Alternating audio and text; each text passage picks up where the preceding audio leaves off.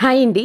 ఇవాల్టి వీడియోలో మన వ్యూయర్స్ అందరికీ వరలక్ష్మి వ్రతానికి అమ్మవారికి చక్కగా చీరని ఎలా కట్టుకోవాలో ఇవాల్టి వీడియోలో షేర్ చేయబోతున్నాను. ఈ చీర కట్టుకునే విధానము ఇంట్లో ఉండే వస్తువులతోటి చక్కగా చీర కట్టుకోవచ్చు. చాలా సింపుల్‌గా, చాలా ఈజీగా అమ్మవారు మన ఇంట్లో తిష్ట వేసుకునేసి కూర్చున్నట్లుగా అనిపిస్తారు. అంత బాగుంటుంది. సో, లేట్ చేయకుండా వీడియోలోకైతే వెళ్ళిపోదాము. యాక్చువల్‌గా ఈ వీడియోకు వాయిస్ ఓవర్ అవసరం లేదు. బట్ మీకు అందరికీ క్లీన్ అండ్ క్లియర్‌గా అర్థమయ్యేటట్లుగా చెప్పాలి అనే ముఖ్య ఉద్దేశంతోటి ఈ వీడియోకు వాయిస్ ఓవర్ అయితే ఇస్తున్నాను. చీరను ఎంచుకునేటప్పుడు డబల్ కలర్స్‌లో ఉన్న చీరనైతే ఎంచుకోండి. ఇక్కడ మీరు చూసినట్లయితే నాకు బార్డర్ ఒక కలర్ ఉంది. శారీ ఒక కలర్ ఉంది. అలానే కొంగు ఇంకొక కలర్. 3 కలర్స్ అనేది ఇలా వచ్చేటట్లుగా తీసుకుంటే శారీ డ్రాపింగ్‌లో మనకు అమ్మవారు చాలా అందంగా కనపడతారనమాట. ఈ చీరని ఇక్కడ నేను చూపిస్తున్న విధంగా ఫోల్డ్ చేసేసుకోండి. చీర మరీ స్టిఫ్‌గా ఉన్నది కాకుండా తీసుకున్నట్లయితే మీకు చీర కుచ్చిళ్ళు వేయటం చాలా సింపుల్‌గా అనిపిస్తుంది. మీకు ఇలా వేయటం రాకపోతే చీరకు యథావిధిగా మీరు కుచ్చుళ్ళు వేసుకుంటారు కదా, అలా కూడా వేసుకోవచ్చు. అలా కుచ్చుళ్ళు వేసుకునేసి చక్కగా మీరు క్లాత్స్‌కి పెట్టుకునే పిన్స్ ఉంటాయి కదా, ఆ పిన్స్‌ని పెట్టుకోవచ్చు.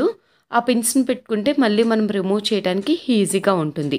ఇలా చక్కగా ఫోల్డింగ్స్ చేసుకున్న తర్వాత మరలా ఇంకోసారి కూడా ఫోల్డింగ్ చేసుకోండి.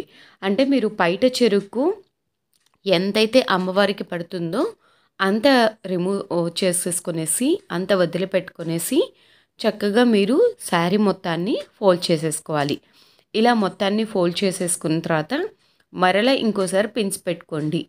ఈ శారీ వచ్చేసి కొంచెం హెవీగా ఉండటంతో పాటు శారీ లెంత్ కూడా ఎక్కువగా ఉంది. కాబట్టి నేను దీన్ని 3 టైమ్స్ అయితే ఫోల్డ్ చేస్తున్నాను. మీ శారీ లెంత్‌ని బట్టి మీరు శారీని అనేది ఫోల్డ్ చేసుకోండి.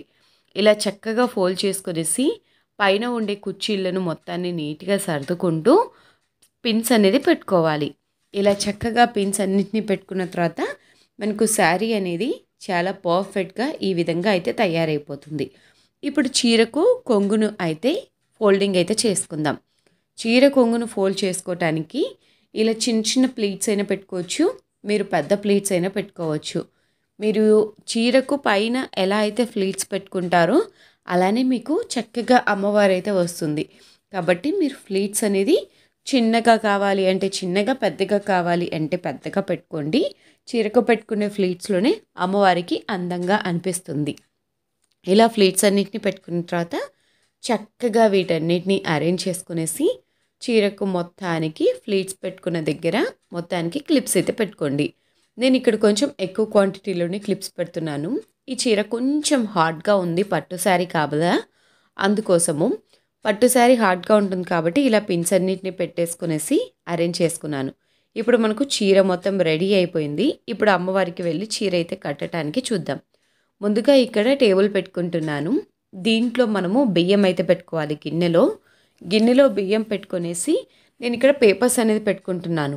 అమ్మవారికి చీర అనేది లోపలికి పెడతాం కాబట్టి బియ్యం చీరకు ఏమీ తగలకుండా ఉండటం కోసం న్యూస్ పేపర్ని కానీ పేపర్ని కానీ పెట్టుకోండి.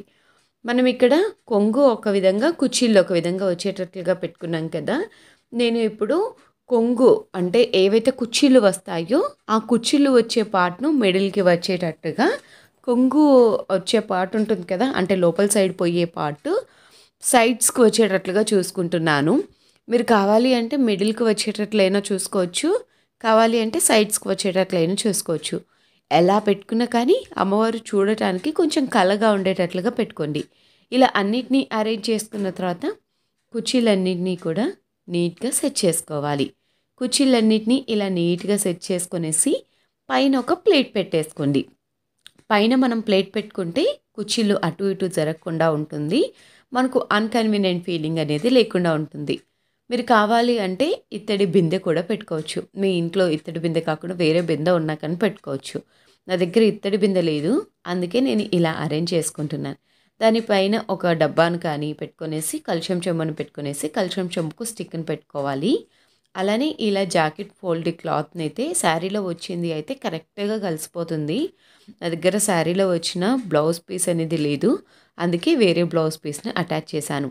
మిడిల్‌లో ఒక పినీస్ అయితే పెట్టేసుకోవాలి. అటు ఇటు పెట్టుకున్న తర్వాత చక్కగా ఇలా కుర్చీలన్నిటిని అరేంజ్ చేసుకునేసి ఒక తాడునైతే కట్టేసుకోండి. నేను ఇక్కడ బ్లాక్ యూజ్ చేస్తున్నాను. మీరు అమ్మవారికి బ్లాక్ యూజ్ చేయొద్దు.